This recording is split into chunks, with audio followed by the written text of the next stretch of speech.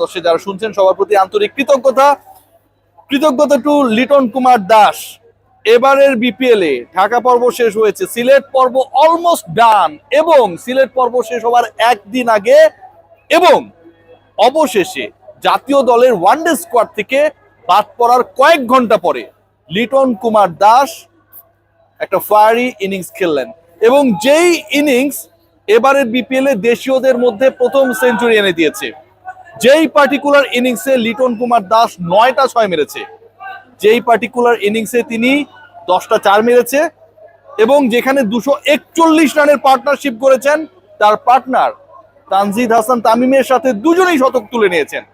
যেই ইনিংসটা Bangladesh premier league BPL এ তানজিদ হাসান তামিম এবং লিটন কুমার দাসকে রেকর্ড পার্টনারশিপের সম্মুখীন করেছে, ওপেনিং এ highest partnership, overall highest partnership, world ক্রিকেটে আমার সহকর্মীরা এবং আমরা যারা প্রেস বক্সে কাজ করছিলাম দেখলাম এটা হচ্ছে বিশ্ব টি-20-তে স্বীকৃত টি-20-তে সেকেন্ড হাইয়েস্ট পার্টনারশিপ 241। এক ম্যাচে এত ঘটনা ঘটেছে এবং বিপিএল এর হাইয়েস্ট টিম টোটালটাও হয়েছে এদিন 254। লিটন কুমার দাস 227 স্ট্রাইক রেটে ব্যাট করেছেন। লিটন কুমার দাস যেভাবে খেলেছেন, যেভাবে বলগুলোকে বাউন্ডারি ছাড়া করেছেন, শুধু একটা কথাই মনে হচ্ছিল যে এই লিটন কুমার দাস এতদিন কেন ছিলেন উদাস? লিটন কুমার দাস, তুমি এতদিন কোথায় ছিলা? চ্যাম্পিয়ন্স ট্রফির দল ঘোষণার যে ডেডলাইন 12 তারিখ জানুয়ারির এবং 12:30টার সময় গাজী আশরাফ হোসেন লিপু যখন সেই দলটা ঘোষণা করলেন, সবচেয়ে বেশি প্রশ্ন উঠেছিল যাকে নিয়ে, লিটন কুমার দাস সেই ক্রিকেটার। এবং যখন 12:30টায় ঘোষিত দল, পরের ম্যাচটা যখন শুরু হলো শেষ হলো, সেকেন্ড ম্যাচে লিটন কুমার দাস 6:30টার সময় খেলতে নামলেন, মানে দল ঘোষণার ঠিক 6 ঘন্টা পরে যেন পণ করে নেমেছিলেন দেখিয়ে দেবেন। লিটন কুমার দাস তার সেই অফসাইডের বল টেনে লেগে মারার যে চেষ্টা, প্রথাগত চেষ্টা, সেটা আজ করেনি। লিটন কুমার দাস আজ যেন দেখিয়ে দেবার চেষ্টা করেছেন যে তাকে মোনালিসা বলা হয়, রণবীর টোকাইয়ের সাথে অনেক সময় তুলনা করা হয় তার প্রপার ইনিংস গুলো না হওয়ার কারণে, এবং একই সাথে প্রতিভাকে আর কতদিন ক্যারি আউট করব। লিটনের টেকনিক প্রতিপক্ষের অ্যানালিস্টরা ধরে ফেলেছেন, প্রধান নির্বাচক যে বক্তব্য দিয়েছেন সেটা শুনেই কি তিনি 22 গজে খেলতে নেমেছিলেন?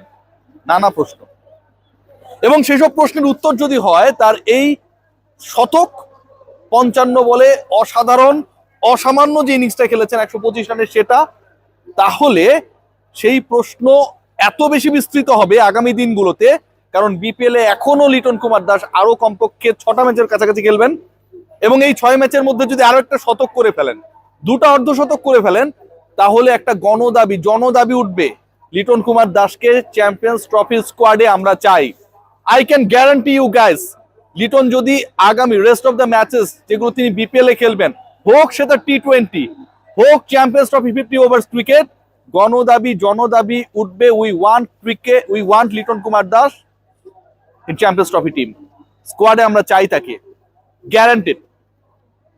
মজার ব্যাপার যেটা, ফেব্রুয়ারি মিড পর্যন্ত almost Bangladesh management, selection panel, BCB চাইলে তাদের যে ঘোষিত স্কোয়াড সেটাকে পরিবর্তন করতে পারেন। সো লিটন কুমার দাসের এখনো দলে ঢোকার সুযোগ রয়েছে। বাংলাদেশের ক্রিকেটীয় বাস্তবতায় নাটকের শেষ নেই। বারবার এই আলোচনাটা করি যে বিশ্ব যদি হয় একটা নাট্যমঞ্চ, তার সদর দপ্তর বিসিবি। ফেসবুকে আমাদের যারা নেটিজেন রয়েছেন তারা এরকম একটা কমেন্ট প্রায়ই করেন, Bangladesh cricket board and definitely the selection panel, they are under pressure for not picking Liton Kumar Das in 15 member squad. Liton Kumar Das যদি এই সেঞ্চুরিটা, ডিফারেন্ট ডিসকাশনে যাই, এই সেঞ্চুরিটা যদি লিটন কুমার দাস আগের ম্যাচে করে ফেলতেন, তাহলে সিনারিও কি হতো? আগের ম্যাচে যে অর্ধশতকটা করেছিলেন সেটাকে যদি সেঞ্চুরিতে কনভার্ট করতে পারতেন, তাহলে সিনারিওটা কি হতো? ডেফিনেটলি লিটন কুমার দাস জাতীয় দলে, আজকে যে দলটা ঘোষণা করা হয়েছে, যেই দলটা পরিবর্তনের জন্য একটা জনদাবি উঠতেই পারে আপকামিং ডেজ গুলোতে, আজকে তিনি সেই দলের সদস্য হতেন। এই প্রশ্নটা আরো বেশি বার্নিং হবে, বিশ্বাস করুন, কারণ লিটনের পরিবর্তে আসলে যাকে নেওয়া হয়েছে এক্সট্রা ওপেনার হিসেবে, 3 নম্বর ওপেনার হিসেবে যিনি দলভুক্ত হয়েছেন, বাংলাদেশ স্কোয়াডে যিনি রয়েছেন, পারভেজ হোসেন ইমন, তার পারফরমেন্স কিন্তু খুব বেশি আলোকিত না।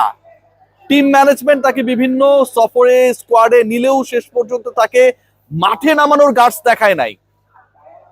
সো কন্ডিশন যখন পারভেজ হোসেন ইমন, কন্ডিশন যখন লিটনের রিসেন্ট ফর্ম এবং তার উইকেট কিপিংটাও এখানে একটা বড় রোল প্লে করতে পারে, এরকম একটা আলোচনা যদি হয়, লিটন কুমার দাস বাংলাদেশের চ্যাম্পিয়ন্স ট্রফির যে স্কোয়াড, সেই স্কোয়াডে ঢুকে যাবেন।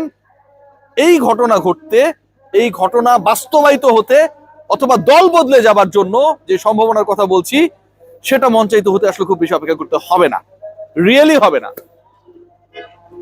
কি একটা সিচুয়েশন, কি একটা ম্যাচ!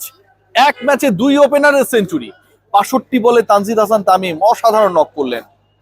আজকের এই ম্যাচে ঢাকার হয়ে শুরুর ফায়ারটা কিন্তু তানজিদ তামিমই করেছেন।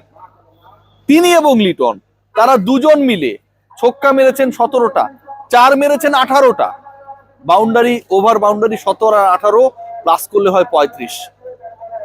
এবং এই যে 35টা বাউন্ডারি, ওভার বাউন্ডারি মেরেছে,